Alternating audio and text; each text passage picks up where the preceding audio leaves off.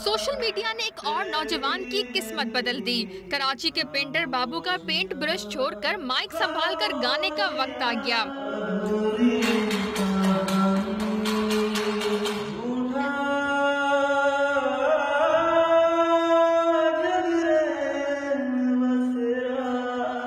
Social media पर धूम मचाने वाले आरिफ पेंटर अब गुलकारा आयमा बेग के साथ परफॉर्म करेंगे।